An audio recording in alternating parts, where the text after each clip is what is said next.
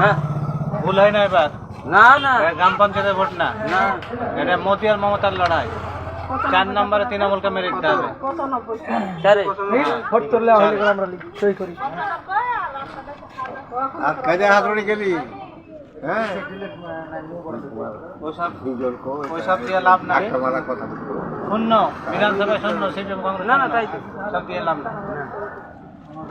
জাকির দর্শক, এই video viral হয়েছে। যাকে দেখছেন ইনি হচ্ছেন একজন বিএলও, ভোটার স্লিপ বিতরণ করছেন আর সেখানে এই সব বলছেন। ভুল না হয় এবার, এই ভোট গ্রাম পঞ্চায়েতের ভোট না, মোদি এবং মমতার লড়াই।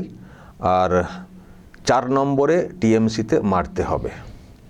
একজন এদিক থেকে বলছিলেন যে আমি তো কাস্তে হাতুড়িতে ভোটটা দিই, তখন উনি বোঝালেন যে না, ওখানে দিয়ে কিছু লাভ হবে না, লাভ নেই, কারণ ওরা তো শূন্য। ফলে 4 নম্বরে টিএমসিতে ভোটটা মারতে হবে, এই হচ্ছে ওনার বক্তব্য। দর্শক, আমি সোশ্যাল মিডিয়াতে যেটুকু দেখছি, এটা নাকি ভগবান গোলা, মুর্শিদাবাদ, এবং ওনার নাম যেটা সোশ্যাল মিডিয়াতে দেখতে পাচ্ছি হাসানুজ্জামান শেখ। কিন্তু আমি বিএলও লিস্টে এই হাসানুজ্জামান শেখ বলে কিছু পাইনি। হাসানুজ্জামান খান বলে একটা নাম পাচ্ছিলাম, তার ফোন নাম্বারও পেয়েছি, ফোনটা করছিলাম, কিন্তু উনি ফোন ধরেননি। আমি জানি না উনি ইনি কিনা, সেটা বলতে পারবো না, যেহেতু সোশ্যাল মিডিয়াতে বা মিডিয়াতে খবর হচ্ছে হাসানুজ্জামান শেখ বলে ভগবান গোলা। তো আমি চেষ্টা করছিলাম কন্ট্যাক্ট নাম্বারটা বের করে কথা বলার, যে ওনার কেন এত দরদ, কেন এত উনি বোঝাচ্ছেন। তো সেই সুযোগটা হলো না। যদি আপনারা ওনাকে ঠিকঠাক চিনে এবং ওনার ঠিকঠাক ফোন নাম্বার আমাকে দিতে পারেন, আমার যে হোয়াটসঅ্যাপ নাম্বারটা যাচ্ছে এখানে আলাদা করে, আমি পরবর্তী সময়ে কন্ট্যাক্ট করব। আমার খুব জানারও ইচ্ছে রয়েছে যে ওনার এত তাগিদটা কিসের, উনি কি করেন। সত্যি দর্শক, যারা বিএলও তারা নিরপেক্ষ হবেন, এটাই হচ্ছে কাম্য। আর তারা যদি না নিরপেক্ষ হন তাহলে সব কিছু গণ্ডগোল। এই যে এসআইআরে যে এত সব গণ্ডগোল হয়েছে, আপনারা কি ভাবছেন বিএলওর ভূমিকা নেই এতে? এই গণ্ডগোল যেটা হয়েছে তার পেছনে নেই? আচ্ছা, অনেক বিএলও এই টিএমসির লোকেদের দ্বারা প্রভাবিত হয়ে কাজ করতে গিয়ে অনেক সব এরকম ঘটনা ঘটেছে, এবং কয়েকজনের ব্যাপারে তো বিষয় তো সামনে চলে এসেছিল। জীবিতকে মৃত বলে এই যেটা টিএমসি প্রথম দিকে বলার চেষ্টা করছিল, সেটা কি করে হয়েছে? জীবিতকে মৃত, একজন কাউন্সিলর আমাদের হুগলির, তিনিও মৃত বলে নাকি দেখানো হয়েছিল।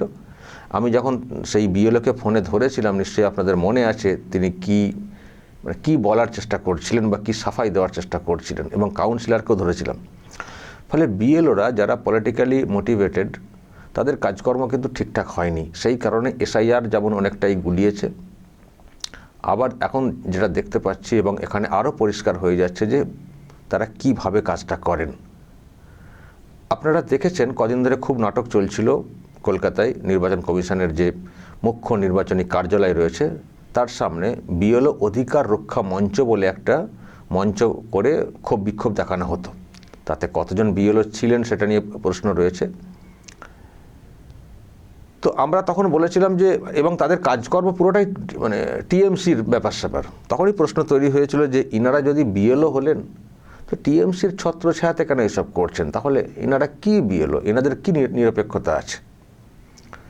তো সেই সব নিয়ে তো প্রশ্ন তো ছিলই, কিন্তু এই বিএলওকে দেখে আরও পরিষ্কার হয়ে গেল যে তার মানে বিএলওদের একটা অংশ তারা দলদাস বৃত্তি করেন।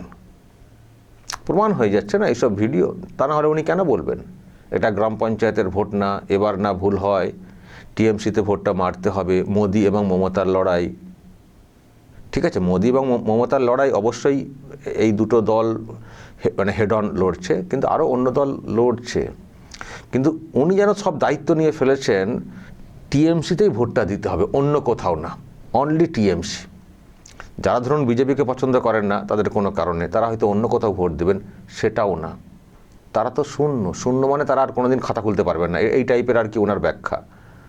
মধ্যে কথা, অন্য কোথাও ভোটটা যাওয়া চলবে না, ভোটটা যেতে হবে শুধুমাত্র টিএমসিতে। তার জন্য উনি যাকে যেভাবে বোঝানো প্রয়োজন উনি সেই দায়িত্ব নিয়ে বোঝাচ্ছেন। ফলে দর্শক খুব বিরাট কাজ করছেন টিএমসির হয়ে, এটুকু পরিষ্কার। সেজন্য আমারও খুব কৌতূহল এই ব্যক্তির আর কি সব পরিচয়। সেজন্য আমি দর্শক আপনাদের সামনে রাখছি, আপনারা যদি খুব ভালো করে চিনতে পারেন এবং ওনার আরও একটা দুটো নাম্বার আমার হোয়াটসঅ্যাপে পাঠাতে পারেন, আমি আরও একটু ভালো করে জানবো, যাচাই করব। যদি সেই সব নিয়ে খবর করার সুযোগও থাকে, ফের খবরের আকারে আনবো। একটু হেল্প করুন ওনার পরিচয় পরিচিতি এবং ফোন নাম্বার আমার হোয়াটসঅ্যাপে আলাদা করে দিয়ে। আর দর্শক বলবেন যা ভিডিও দেখছেন এটা কি হচ্ছে, একজন বিএলও এটা করতে পারেন দর্শক? তবে কমিশন তো আইডেন্টিফাই খুব সহজেই করতে পারবে। আমরা চাইবো যে এই ভিডিও দেখে কমিশন ব্যবস্থা নিক। আমরা দেখলাম কদিন আগে 5 জন বিএলও, সম্ভবত 5 জন বিএলওর বিরুদ্ধে ব্যবস্থা নিয়েছে নির্বাচন কমিশন। তো এই যে ভিডিও, আমার মনে হয় না ইনার নামটাও ওই 5 জনের লিস্টে ছিল বলে। এই যে নাম, যেটা হাসানুজ্জামান শেখ বা এরকম শুনছি, মনে হচ্ছে এই নামটা ওই 5 জনের সাসপেনশন যে ব্যাপারটা ওখানে নেই। এটা নতুন কেস। তো সেই জন্য আমরা চাইবো যে কমিশন এটা ভালো করে খতিয়ে দেখুক এবং উপযুক্ত ব্যবস্থা নিক। দর্শক বলবেন, এবং যদি ব্যবস্থা হয়ে গিয়েও থাকে সেটাও বলবেন, যা বলার বলবেন, এবং নজর রাখবেন আরামবাগ টিভিতে।